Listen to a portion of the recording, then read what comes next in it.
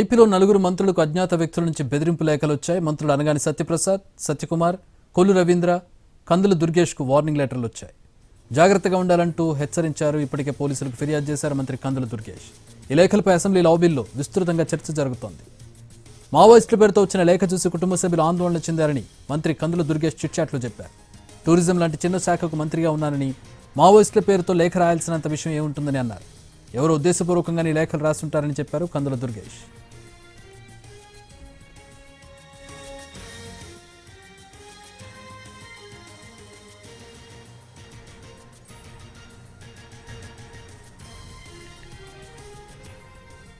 దీనికి సంబంధించి మరిన్ని వివరాలు అందించడానికి మా ప్రతినిధి ప్రసన్న జాయిన్ అవుతున్నారు. ప్రసన్న, ఇందాక కందుల దుర్గేష్ లెటర్ గురించి మాట్లాడుకున్నాం. ఇంకా ఇతర ముగ్గురు మంత్రులకు కూడా ఇలాంటి లేఖలే వచ్చినట్టు తెలుసు. సేమ్ ఫార్మేట్లో ఉన్నాయా? ఏమంటున్నారు మంత్రులు దీని మీద? ఎట్లాంటి చర్చ జరుగుతుంది?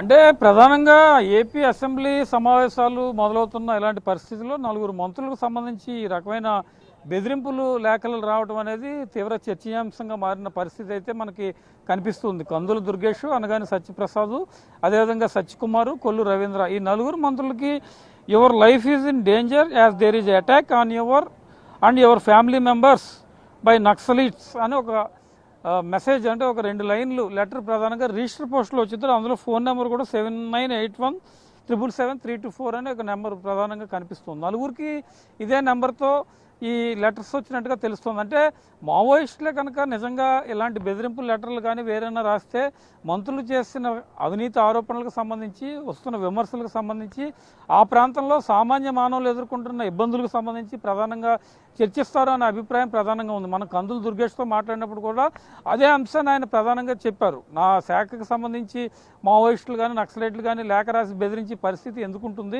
ఒకవేళ రాసినా వాళ్ళు మనం చేసి కార్యక్రమాల గురించి ఓపెన్గానే చెప్తూ ఉంటారు. వేరే ఎవరో బెదిరింపు ధోరణిలో ఈ లేఖ రాశారన్న అనుమానాలు కలుగుతాయని తన అభిప్రాయాన్ని వ్యక్తం చేశారు.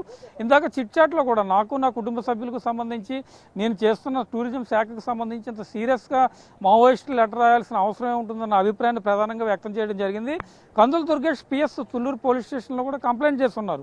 మిగిలిన మంత్రుల పిఎస్లు కూడా కంప్లైంట్ చేసి పనిలో ఉన్నారు. అయితే అసెంబ్లీ లాబీలో ప్రస్తుతం ఇదే రకమైన చర్చ జరుగుతుంది. కందుల దుర్గేష్ మనకు అందుబాటులోకి వచ్చి ఇందాక చిట్చాట్ చేశారు. ఈ లెటర్కి సంబంధించి కూలంకుషంగా చర్చిస్తున్నాం, పోలీసులు కూడా ఆరా తీస్తున్నారు అనే అభిప్రాయాన్ని ప్రధానంగా వ్యక్తం చేసిన పరిస్థితి. అయితే ఆంధ్రప్రదేశ్ రాజకీయ నేపథ్యాన్ని దృష్టిలో పెట్టుకుని బహిరంగంగా ఇలాగ లేఖలు రిజిస్టర్ పోస్టులో పంపించడం, సెక్రటేరియట్లో ఒకేసారి 4 మంత్రులకు లేఖలు రావడం అనేది తీవ్ర చర్చనీయాంశంగా మారిన పరిస్థితి. మీకు మీ కుటుంబ సభ్యులకు నక్సలైట్స్ నుంచి థ్రెట్ ఉంది, జాగ్రత్తగా ఉండాలి అని నిజంగా నక్సలైట్లు ఏమైనా చేయాలనుకుంటే వాళ్ళు చేసే కార్యక్రమాలు వేరే యాంగిల్లో ఉంటాయి.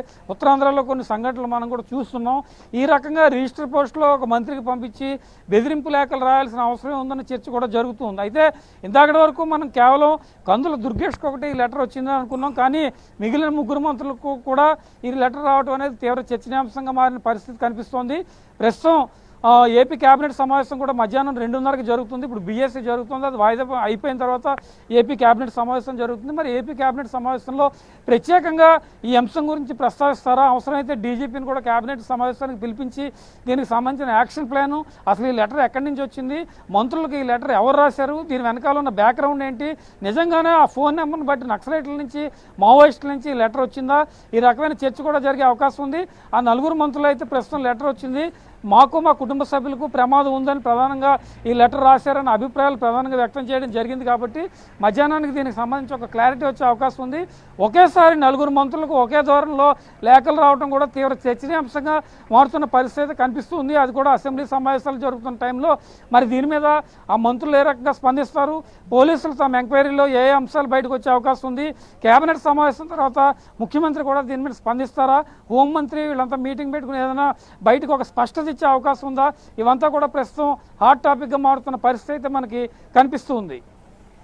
All right, thanks for the updates Prasanna.